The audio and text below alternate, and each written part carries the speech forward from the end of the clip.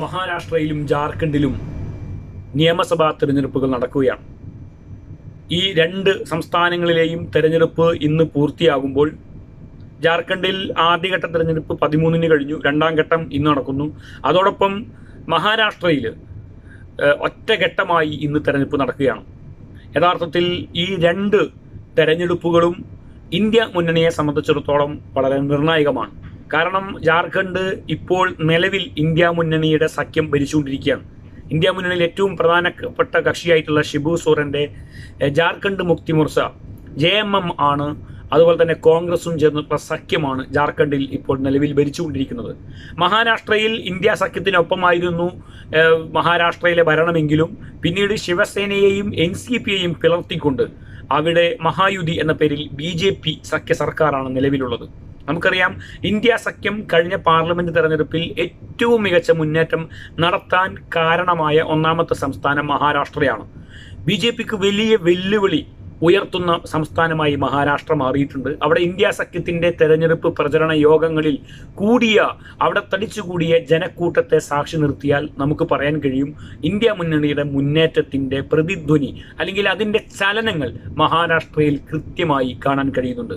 Parliament തെരഞ്ഞെടുപ്പിലും 33 സീറ്റുകളാണ് അവിടെ ഇന്ത്യ സഖ്യത്തിന് ഒറ്റക്ക് നടങ്ങി. കോൺഗ്രസിന് മാത്രം 13 സീറ്റുകൾ അവിടെ നേടാൻ കഴിഞ്ഞു. അതോടൊപ്പം തന്നെ ശിവസേനയും NCPയും 8-7 സീറ്റുകൾ നേടി. ഉദ്ധവ് താക്കറെയുടെയും ശരത് പവാറിന്റെയും പാർട്ടികൾ അവിടെ മികച്ച മുന്നേറ്റം കഴിഞ്ഞ പാർലമെന്റ് തെരഞ്ഞെടുപ്പിൽ നടത്തുകയുണ്ടായി. BJPയെ പോലും ഞെട്ടിച്ച ഒരു പ്രകടനമായിരുന്നു കഴിഞ്ഞ പാർലമെന്റ് തെരഞ്ഞെടുപ്പിൽ അവിടെ ഇന്ത്യ സഖ്യം നടത്തിയത്. അതേ മുന്നേറ്റത്തിന്റെ അലയൊലികൾ ഈ നിയമസഭാ തെരഞ്ഞെടുപ്പിലും ആവർത്തിക്കുമെന്നാണ് അവസാനഘട്ട റിപ്പോർട്ടുകൾ വരുമ്പോഴും മനസ്സിലാക്കാൻ കഴിയുന്നത്. മാത്രവുമല്ല, BJP അവർക്കൊപ്പമുള്ളത് ഏകനാഥ് ഷിൻഡെയുടെ ശിവസേനയും അജിത് പവാറിന്റെ NCPയുമാണ്. അജിത് പവാറിന്റെ NCPക്കൊപ്പം കൂടുതൽ ജനങ്ങളില്ല എന്നുള്ളത് വലിയ ഒരു വെല്ലുവിളിയായി BJP സഖ്യത്തിന് മാറുന്നുണ്ട്. അതുപോലെ തന്നെ ഭരണവിരുദ്ധ വികാരം, അതുപോലെ തന്നെ മറാത്ത സംവരണവുമായി ബന്ധപ്പെട്ടും കർഷകരുടെ വലിയ രീതിയിലുള്ള പ്രതിഷേധവും സംസ്ഥാനത്തെ മഹാരാഷ്ട്രയിലെ BJP സഖ്യം ഗവൺമെന്റിനെതിരെ ഉണ്ട് എന്നുള്ളത് വലിയ നിലയിൽ ഭരണവിരുദ്ധ വികാരം അവരെ വേട്ടയാടുന്നുണ്ട് എന്നുള്ളതാണ്. അതോടൊപ്പം ഏകനാഥ് ഷിൻഡെയുടെ ശിവസേനക്കും ഉദ്ധവ് താക്കറെയുടെ ശിവസേനയുടെ അത്ര പോപ്പുലാരിറ്റി ഇല്ല എന്നുള്ളത് ഈ തെരഞ്ഞെടുപ്പിൽ ഏറെക്കുറെ BJP ഒറ്റക്ക് ഒരു തെരഞ്ഞെടുപ്പിനെ നേരിടുന്നത് പോലെയാണ് മഹായുതി സഖ്യം BJP സഖ്യം മുന്നോട്ട് പോകുന്നത്. എന്നാൽ മഹാരാഷ്ട്രയിൽ അപ്പുറത്ത് കോൺഗ്രസിന്റെ നേതൃത്വത്തിൽ ശരത് പവാറും മഹാരാഷ്ട്ര രാഷ്ട്രീയത്തിലെ ഇന്ത്യൻ രാഷ്ട്രീയത്തിലെ തന്നെ അധികായനായ ശരത് പവാർ നേതൃത്വം നൽകുന്ന ഒരു തെരഞ്ഞെടുപ്പ് സഖ്യമാണ് അപ്പുറത്തുള്ളത് എന്നാണ് BJP സഖ്യം നേരിടുന്ന ഏറ്റവും വലിയ വെല്ലുവിളി.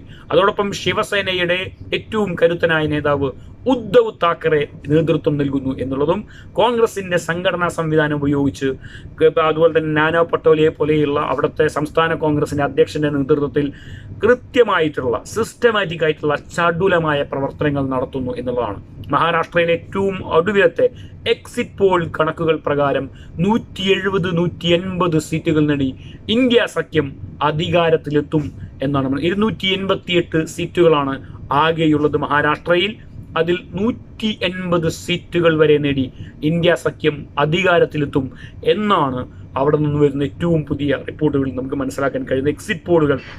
സ്വകാര്യ ഏജൻസികൾ നടത്തിയ എക്സിറ്റ് പോളുകൾ, ദേശീയ മാധ്യമങ്ങൾ നടത്തുന്ന എക്സിറ്റ് പോളുകളിൽ നിന്നെല്ലാം മനസ്സിലാക്കാൻ കഴിയുന്നത് 180 സീറ്റുകൾ വരെ മഹാരാഷ്ട്രയിൽ ഇന്ത്യ സഖ്യം നേടും എന്നുള്ളതാണ്. കോൺഗ്രസ് 70 സീറ്റുകൾ വരെയും 55 സീറ്റുകൾ ശിവസേനയും അതുപോലെ തന്നെ ഏറെക്കുറെ 55 സീറ്റുകൾ 50 മുതൽ 55 വരെ സീറ്റുകൾ NCPയും മഹാരാഷ്ട്രയിൽ നേടും എന്നാണ് മനസ്സിലാക്കാൻ കഴിയുന്നത്. മഹാരാഷ്ട്രയിൽ എല്ലായിടത്തും ശരത് പവാറിന്റെയും ഉദ്ധവ് താക്കറെയുടെയും നേതൃത്വത്തിലുള്ള വലിയ മുന്നേറ്റം, വലിയ തരംഗമുണ്ടായിട്ടുണ്ട്.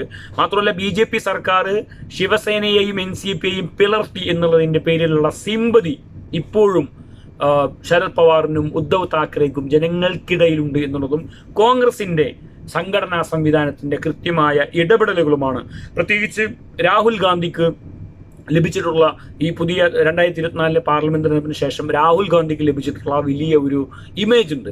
ആ ഇമേജ് എല്ലാം ഈ നിയമസഭാ തെരഞ്ഞെടുപ്പിൽ മഹാരാഷ്ട്രയിൽ ഇന്ത്യ മുന്നണിക്ക് അനുകൂലമാകുന്നു. ഇത് ഇന്ത്യൻ രാഷ്ട്രീയത്തിൽ തന്നെ വലിയ മാറ്റങ്ങൾക്ക് ഇടവരുത്തും. ഒരുപക്ഷെ നരേന്ദ്രമോദിയുടെ പ്രധാനമന്ത്രി പദം പോലും നഷ്ടപ്പെടാൻ സാധ്യതയുള്ളതാണ് മഹാരാഷ്ട്ര നിയമസഭാ തെരഞ്ഞെടുപ്പ് എന്നുള്ളത് പ്രത്യേകം ശ്രദ്ധിക്കേണ്ട കാര്യമാണ്. ജാർഖണ്ഡ് മുക്തി മോർച്ചയും കോൺഗ്രസും CPM-ഉം ഒക്കെ നേതൃത്വം നൽകുന്ന സർക്കാർ വീണ്ടും അധികാരത്തിലെത്തുമെന്നാണ് എല്ലാ എക്സിറ്റ് പോളുകളും പറയുന്നത്.